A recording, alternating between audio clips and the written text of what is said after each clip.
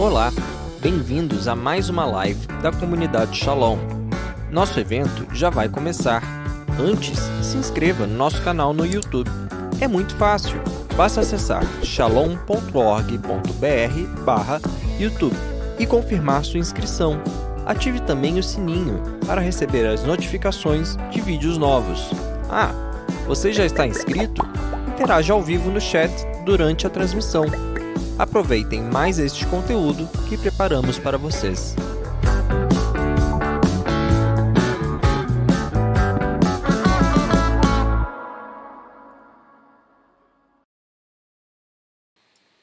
Olá, boa tarde, sejam todos muito bem-vindos, muito bem-vindas.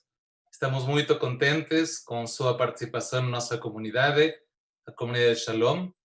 E hoje é um dia muito especial para mim, por ter o privilégio, o orgulho e a honra de ter mais uma vez a um amigo da nossa casa de longa data. Se tiver uma pessoa que mais conhece do mundo judaico e sinagogal, é o professor Ron Wolfson, que já esteve conosco na nossa comunidade e todos já tivemos o prazer, o privilégio de estar com ele e com sua mulher Suzy, seja no Shabaton, seja nas visitas, já que ele vem com alguma frequência ao Brasil, a São Paulo, para ver a sua tia Lochi. E para a gente é muito bacana neste momento poder falar com uma das pessoas que tem uma das cabeças mais criativas, os líderes visionários de nossa comunidade. E isto não falo de maneira leviana. Ele é uma das primeiras pessoas que desenvolveu e estudou academicamente a cultura das sinagogas e também como fazer que a sinagoga se torne um lugar mais dinâmico, mais vibrante, mais vivo. E para isso, Roni, com sua olhar tão particular, procura não apenas no mundo judaico, sino em outros lugares como se faz, desde igrejas pentecostais, passando por Disney e outras empresas, como fazem para tornar melhor a experiência para as pessoas que vão na sinagoga, para ser um lugar bacana, vibrante e que possa trazer e manter as novas gerações.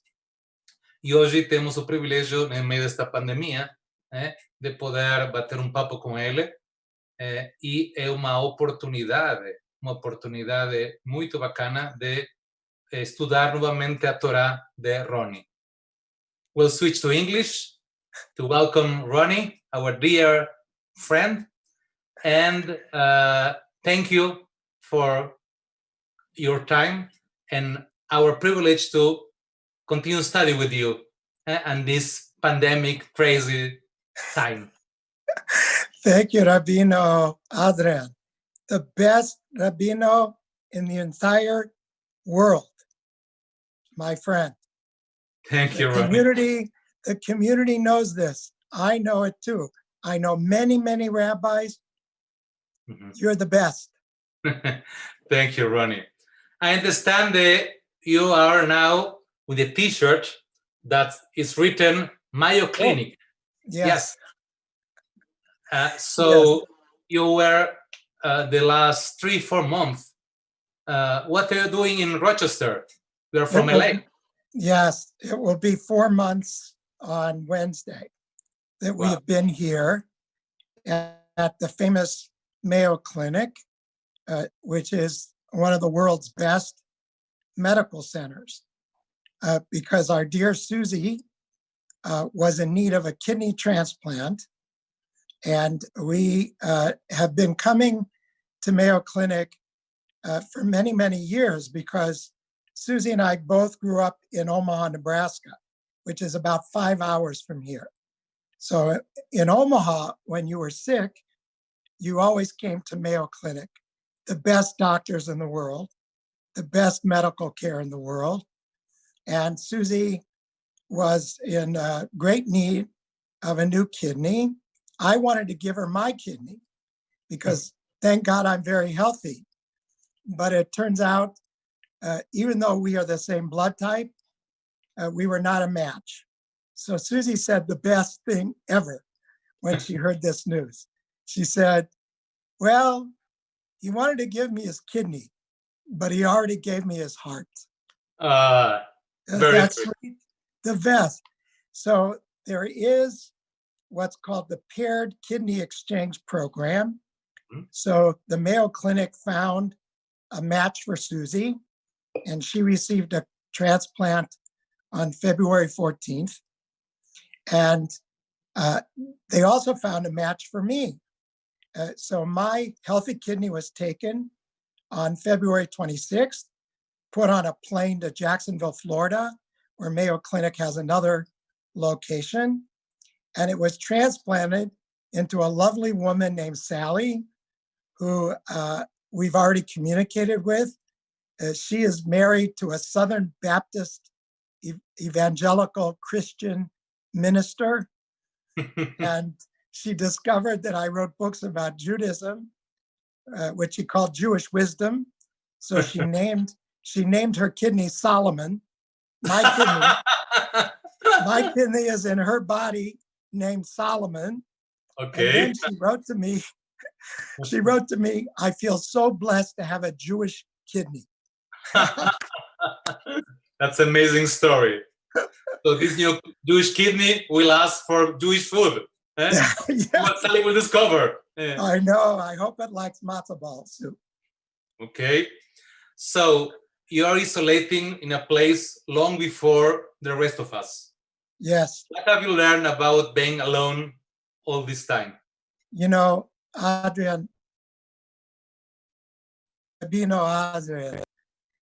we were here before the pandemic really hit the United States.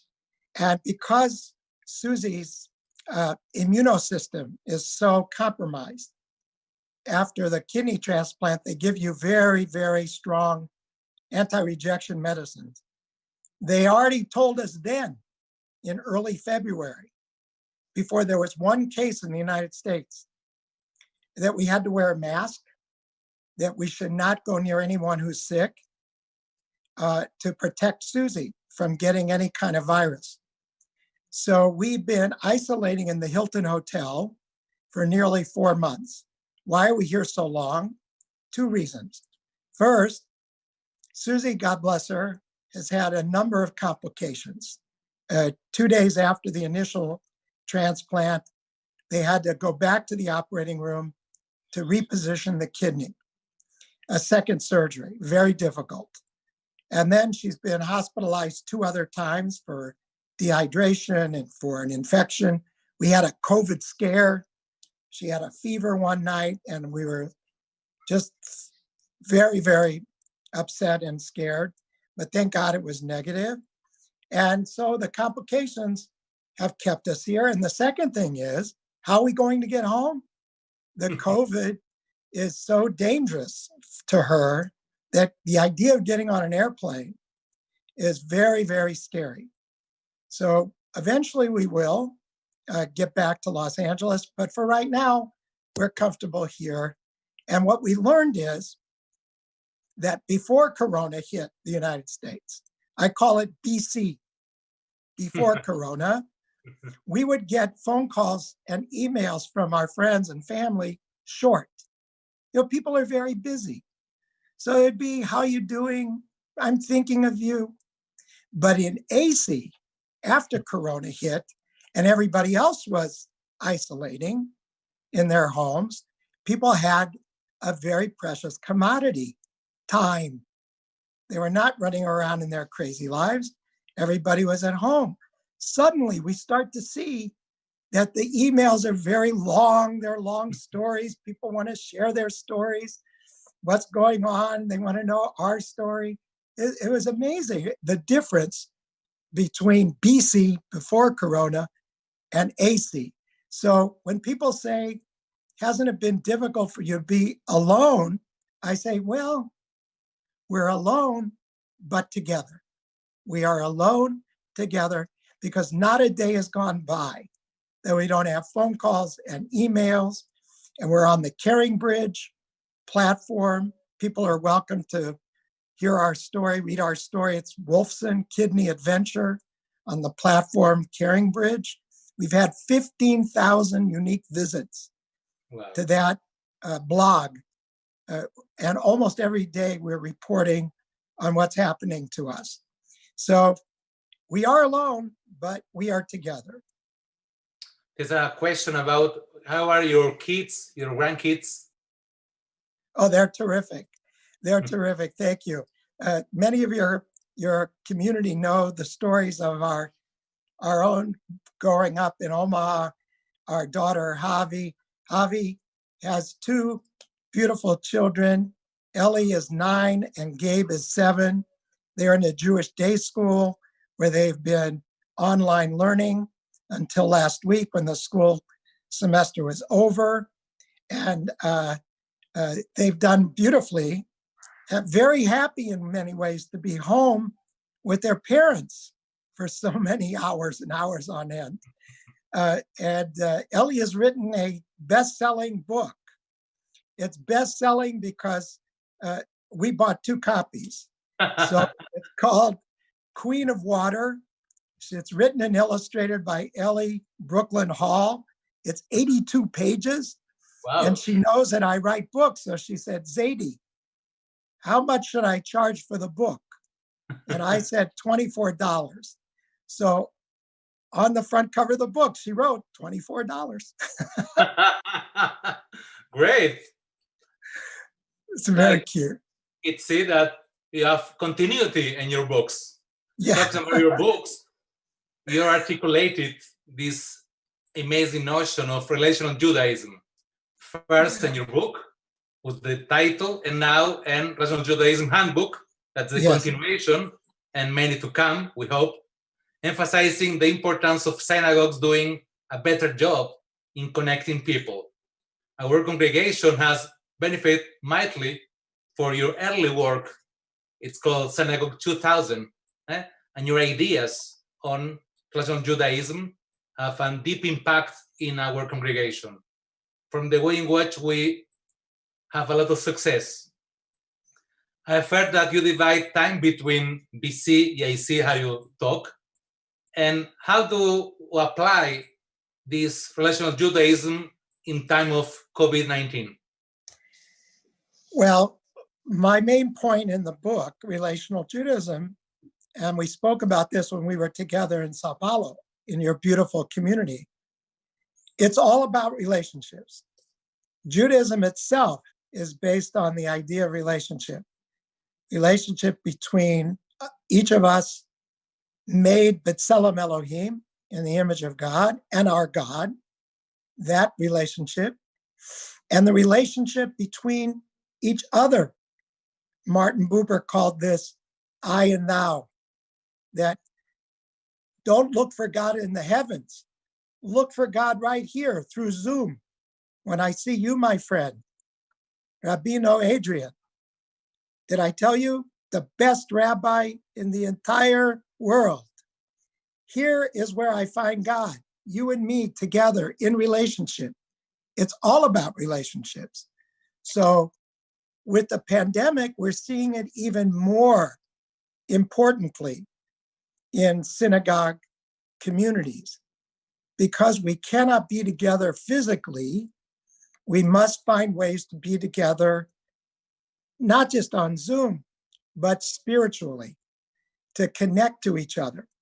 So the work of this new handbook, for example, is to help synagogues think, how do we create small groups? So if you think of it, chavurot, and groups that are interested in social justice, or groups that want to study Torah together, not just the davening experience, which is wonderful to be able to stream together, but the idea of bringing smaller groups of people together to sustain the relationships.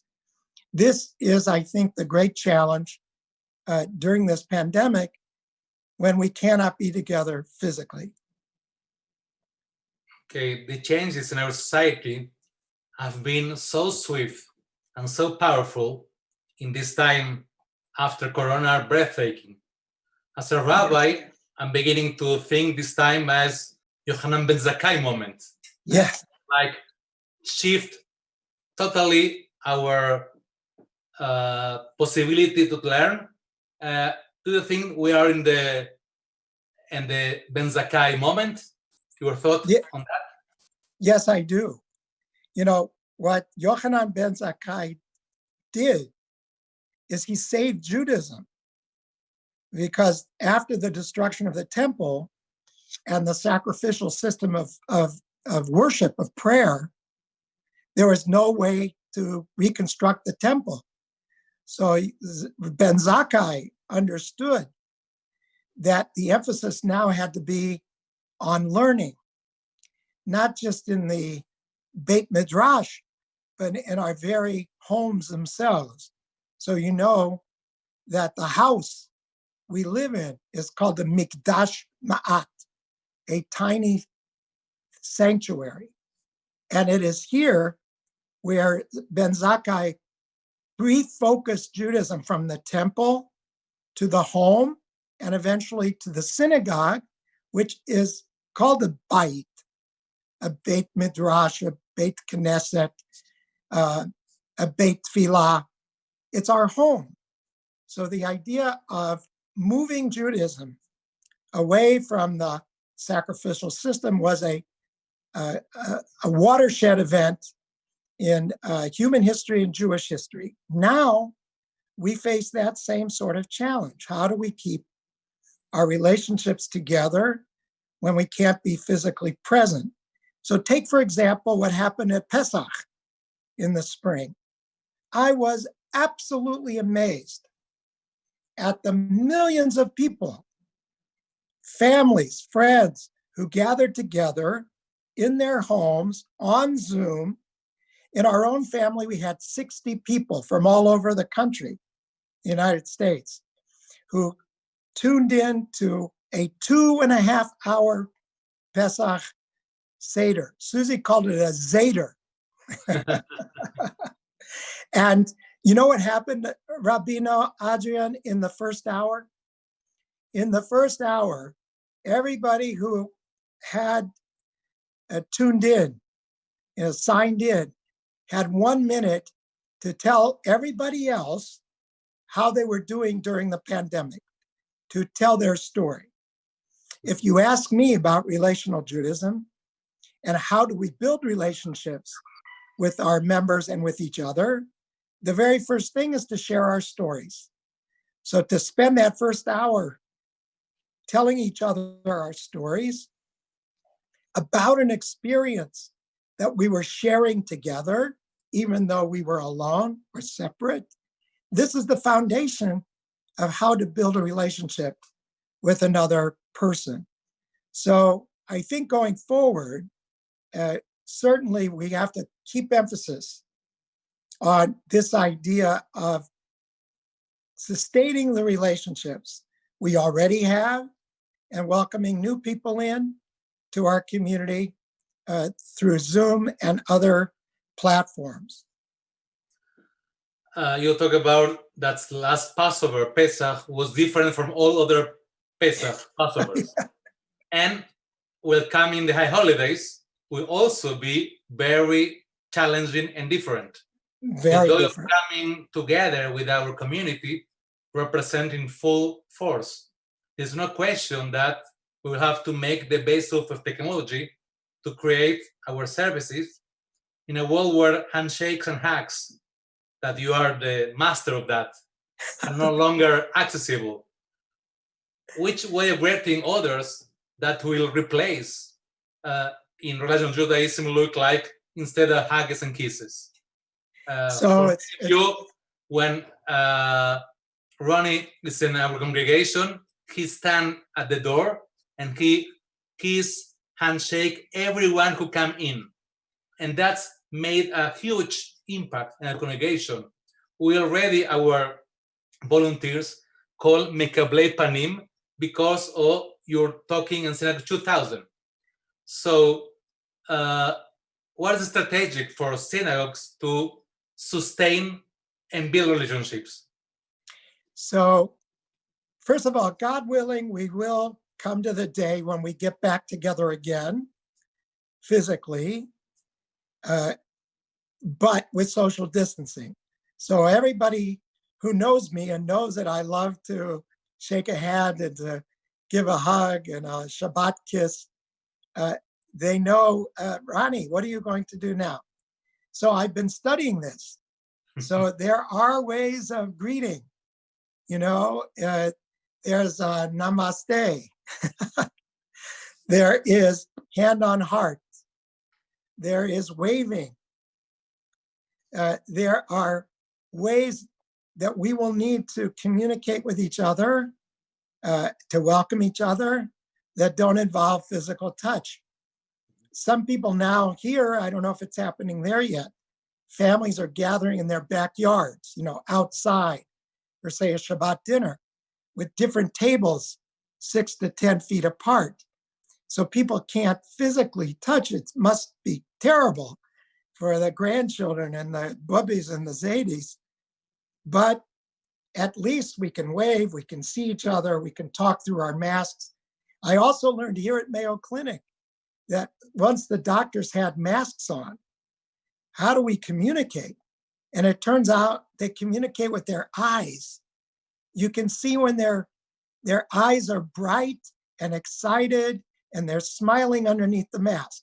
But you can also tell when they're concerned and their brows are furrowing and you know that there may be difficult news to come. So we're going to learn to communicate with our eyes in a different sort of way. That's for sure.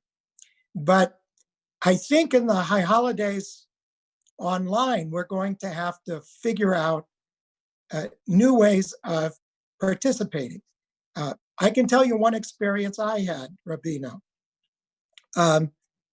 About 6 years ago on Yom Kippur, I was very sick, very ill. And it's not my practice to use a computer on the Chagim, but I had no choice. So I went online, and our friend Rabbi Naomi Levy at her community called Nashuva has for years been live streaming her high holiday services. So I had no choice. I went on, and you know what?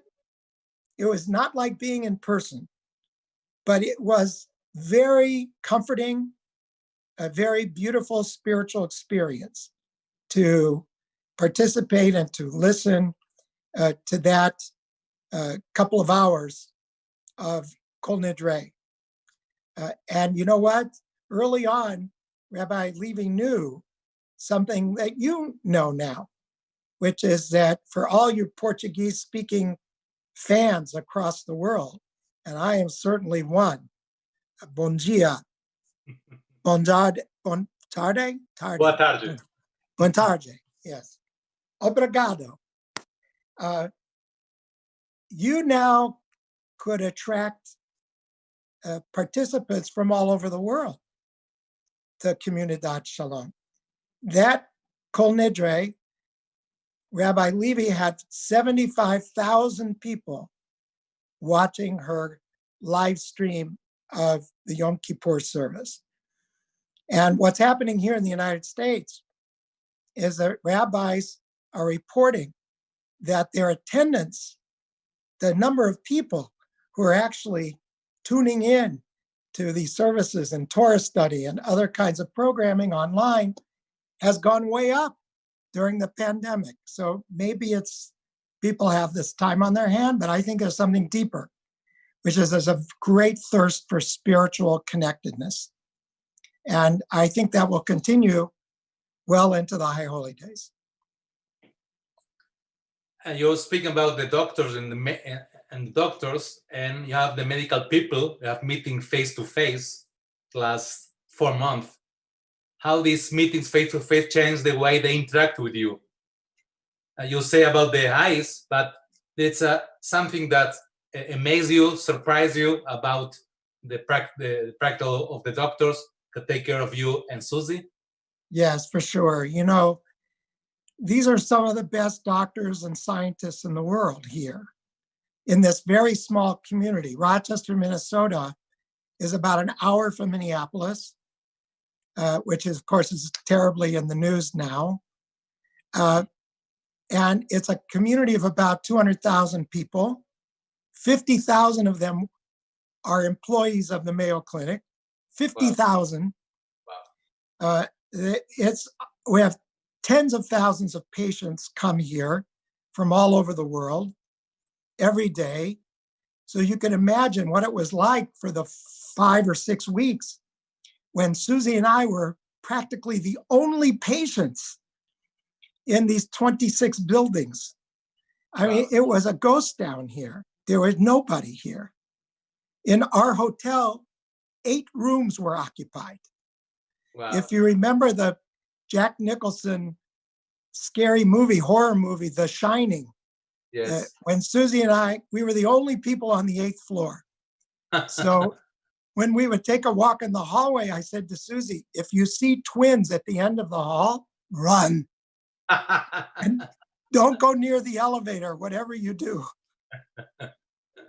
But the doctors now, even with their masks, have as important scientists and medical professionals, they treat you as much more than a case, as someone to be examined and to be diagnosed and to be treated.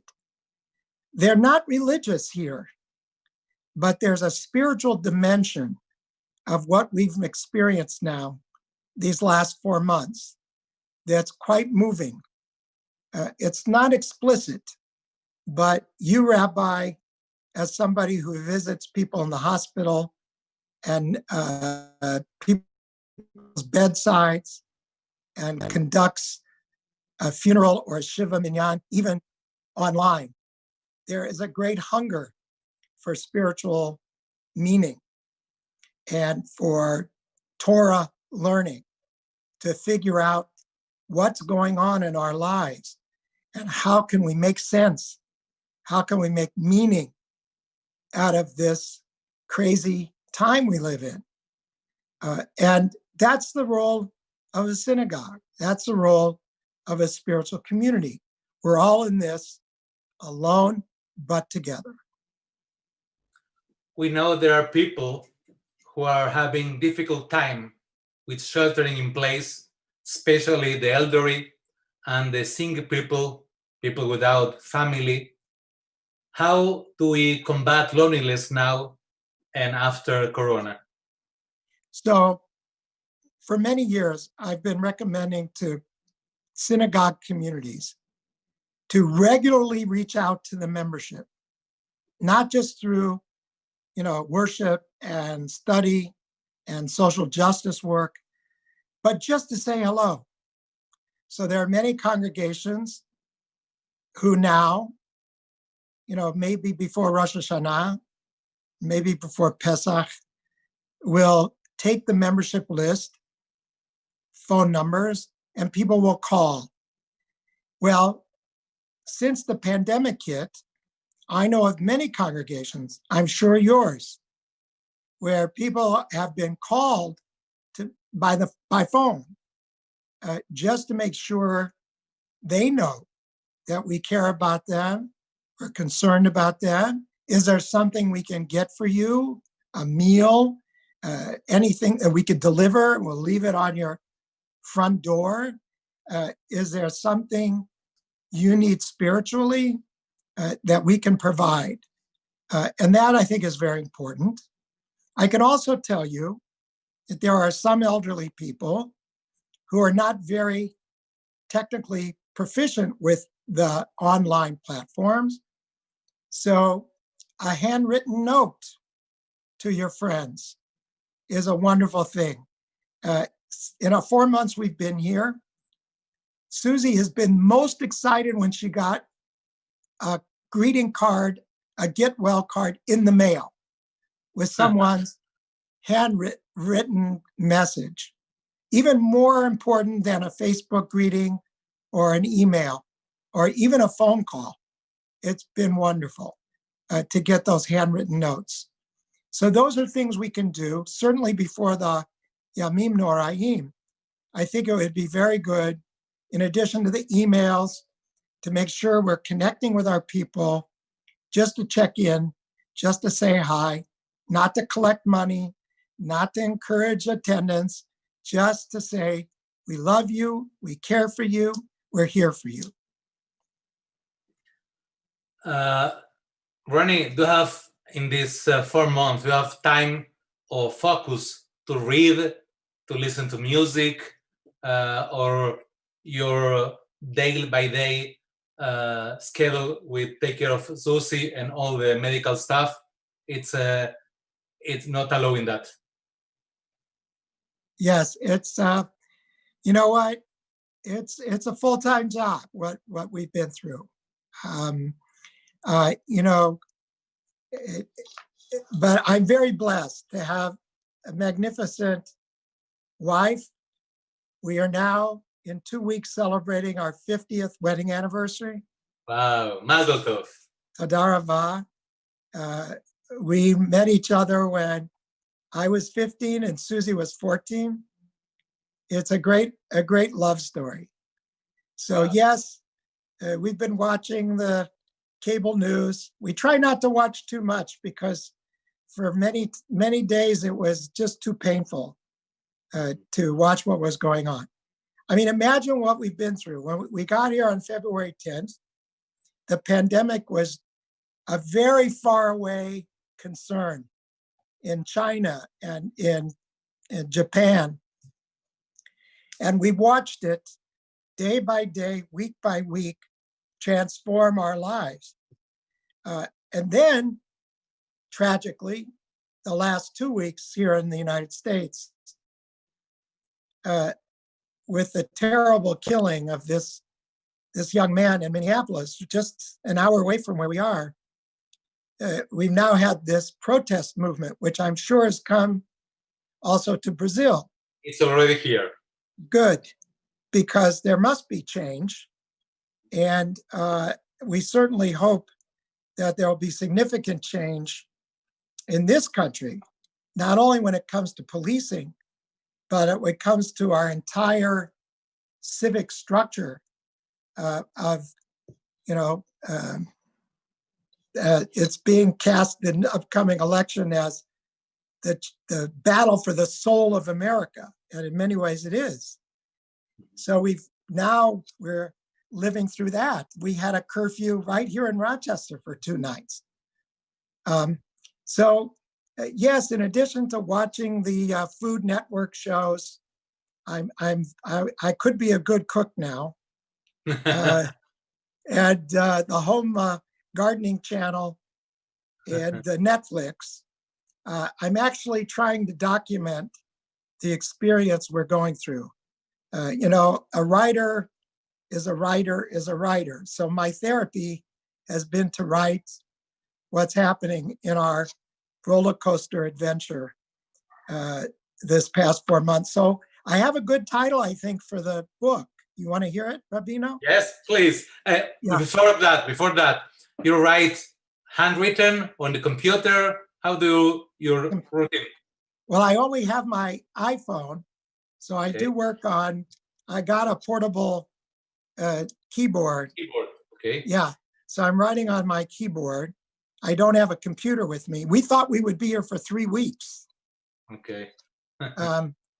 So yes, the title of the book is A Tale of Two Kidneys. Great title. It was the best of times. It was the worst of times. Wow. Yeah. Great. The title is brilliant, as your talks always is. So I want to go on a personal question. Sure. Because how this experience of kidney donation changed you and Susie and your relationship with us in the world? Dear Adrian, one of the great blessings in my life is to know you and your community. It's a fantastic community. And God willing, someday we'll be able to come and visit again. Next time, it's my turn to visit you. You come anytime. Yes. We don't have the buffets like you have, but... okay, we can manage that. We'll manage. You know, there are very few things that you can donate while you're still alive to help another human being. And I as I mentioned, wanted to give my kidney to Susie. And thankfully, even though we were not a match, the paired kidney donation allowed her to get a kidney. You know, there are 110,000 people in the United States on a waiting list for a kidney. Wow. Over 100,000. Most of them will not get a kidney. So it's been a great blessing for Susie to receive this kidney, that God willing can give her many, many years of better health.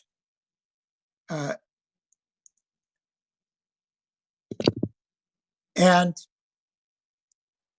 as far as I'm concerned, I could give some blood, maybe a stem cell, maybe bone marrow, but there are very, very few things a living person can donate that could truly be life-saving for another human being. It's a very simple operation, kidney donation. It's the equivalent of a gallbladder surgery. It's a 3 inches, that's it, incision with a couple of places where instruments are put into your body to retrieve the kidney. And the recovery in the hospital was 2 nights. And I feel terrific. I have very good kidney function. You have to be healthy to do it. But I just feel like it's something I hope people will consider doing. If you're healthy enough and you know of somebody, or you don't know somebody who could benefit, it's truly pikuach nefesh. It's saving a life. So it's certainly something I'm going to advocate for. I'm 70 years old and I was able to do this. And that's pretty remarkable. A great miracle. Nes gadol haya po. Absolutely. That's an amazing story. And actually, you can teach us not only about your talks, about you're doing, because your love story with Susie, it's everyone are in love with this amazing couple. And actually, the story of the kidney transplant and donor, it's also another level of your kindness and your menschlichkeit, that you have a lot of that. And Wow. we are blessed that we are so generous that you can share with us in São Paulo, in Rochester, or in Los Angeles, any place in the world. Well, So we're coming to the close of our talk, because and any final thoughts? love every human being you know. Love each other. Treat each other as the B'Tselem Elohim we are. Treat every day as a blessing, because it is. I know it could be difficult, this pandemic, living through these protests, living through the economic decline. It's very, very challenging. But the wonderful thing about a spiritual community like yours, your beautiful spiritual community, is that that's where we go, to each other, to you, my dear Rabbi, for finding the meaning in our lives, discovering the purpose of our lives, to connect with each other, to find that sense of belonging to a group of people who will be there with you in the good times and in the difficult times, and a place to share the very many blessings we have in our lives. So God bless you. I wish you and your community an early Shana Tova, very early. That's the first one. The first. And I will work on I'm going to work on my Portuguese. Okay. So I can watch your live stream and enjoy it tremendously. Much love to you, to Mariana, and to the entire community. Thank you, Ron. Thank you for your humility, for your Torah, for your wisdom, and we're very happy that you look great. And send all the haggis from São Paulo. It's a lot of haggis and kisses to Susie, please. Will do. Love you. Bye. Bye. Shalom.